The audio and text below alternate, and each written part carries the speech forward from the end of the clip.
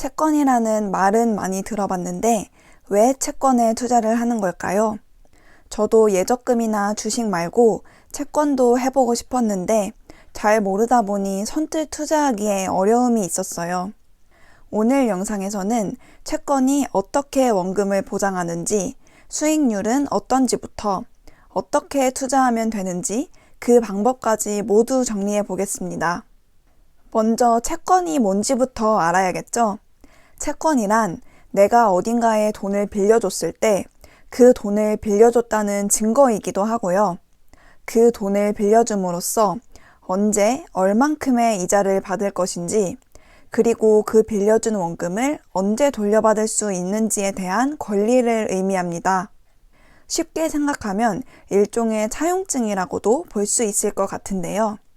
다만 개인 간의 돈을 빌리고 빌려주는 수준의 차용증이 아니고 국가나 기업 등 신용도가 매우 높은 주체가 이자와 원금을 만기 시에 지급하겠다는 약속을 하는 것입니다.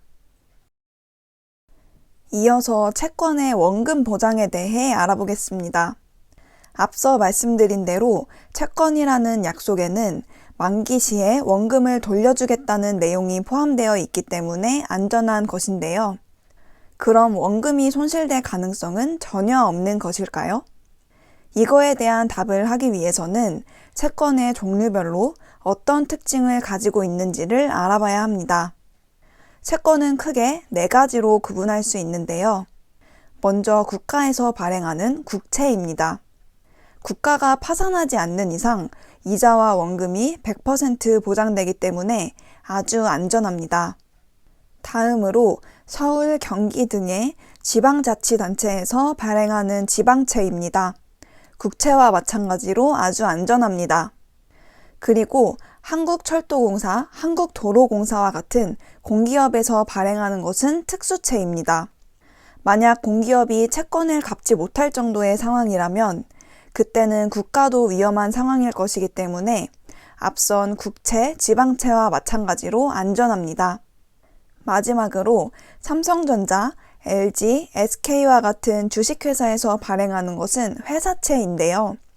회사채의 경우 회사가 부도할 경우에는 원금 손실이 발생할 수도 있습니다. 그래서 국채나 지방채, 특수채에 비해 약간은 안전성이 떨어진다고 볼 수 있습니다.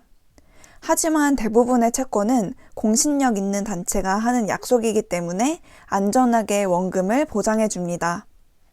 이 외에도 원금 보장을 중요시할 경우 알아야 할 몇 가지 사항이 있는데요. 바로 만기가 되기 전 중간에 매도를 한다거나, 한국채가 아닌 미국채에 직접 투자를 한다거나, ETF로 채권을 투자하는 경우 원금 손실이 발생할 수도 있다는 점입니다.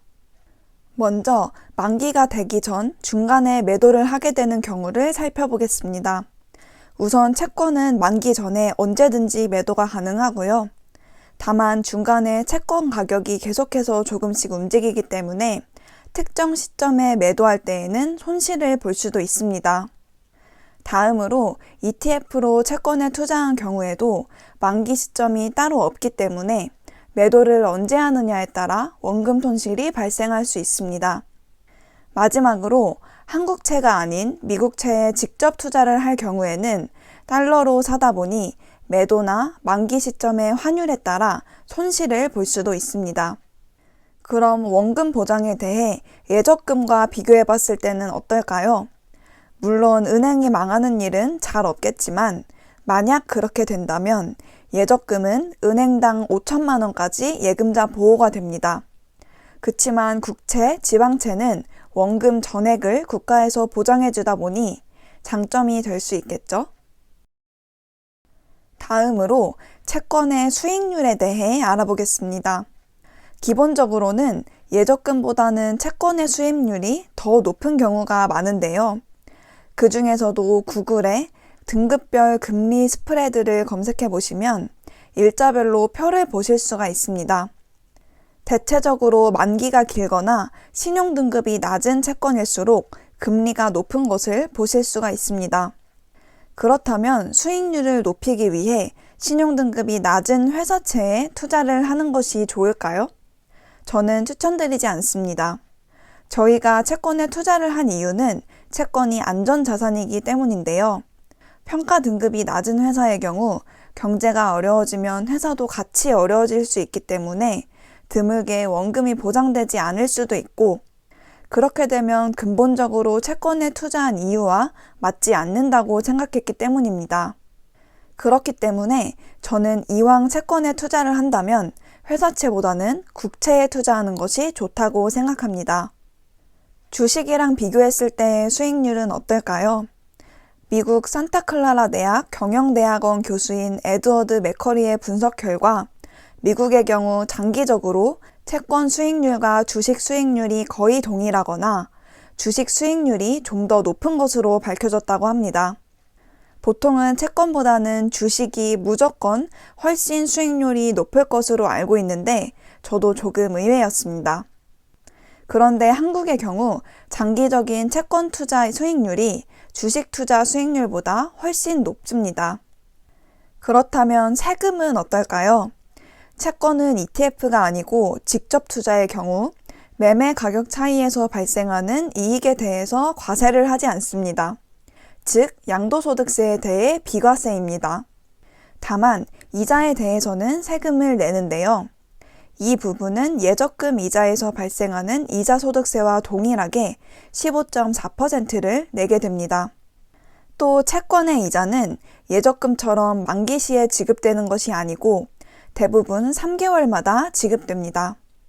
이렇게 매매 차익에 대한 세금도 없고 중간중간에 이자도 받다 보니 예적금에 비해서 장점이 있다고 볼 수 있겠죠?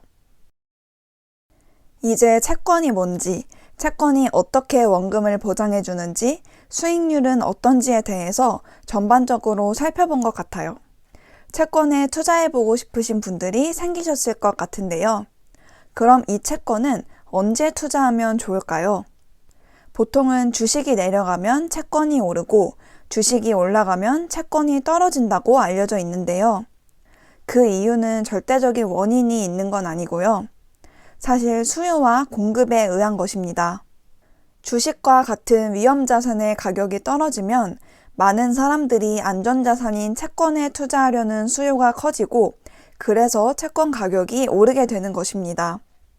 그럼 금리나 주가가 급격하게 변하는 시기를 노려서 채권에 투자하면 좋을까요?